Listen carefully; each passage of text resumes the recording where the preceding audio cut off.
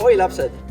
Siin hull teadlane Tartu Ülikooli muuseumist ja tahan teid kutsuda oma uurimistööde konkursile. Sel aastal saavad osaleda lausa 1. kuni 6. klassi õpilased. Ja kes ei ole varem käinud, siis see on selline huvitav konkurss, et tegelikult terve aasta jooksul õpite te sisuliselt hästi täpselt ühe mingi kindla teema kohta ja kõige lõpus olete nagu ise päris teadlased ja teete ühe uurimistöö ka. Ja sel aastal on teemaks võimas valgus.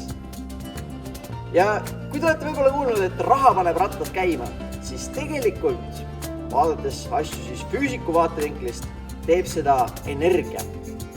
Ükskõik, mida me teha tahame, meil on vaja energiat.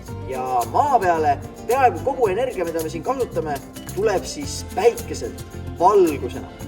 Nii et valgus on mingis mõttes kogu sellise muutuse allikas, mis maa peal toimub. Taimed kasvavad sellest, loomad, kes taimi söövad, saavad ennast liigutada, sealhulgas meie. Ja päikesepaneelid saavad oma energiat valguselt, isegi fossiilkütused. Kunagi on saanud oma energia siis taimedelt, kes elasid ammu. Ja nemad said omakorda selle siis päikesevalgusest. Nii et saate uurida valgust ükskõik mis nurga alt. Nagu ikka, käed on vabad. Võite uurida, kuidas valgus inimestele mõjub, taimedele mõjub, loomadele mõjub, liivale mõjub. Okei, võib-olla seda nii väga ei ole vaja.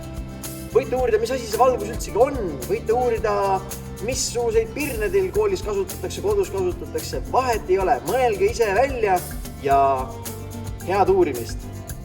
Loodan, et näeme teiega ka.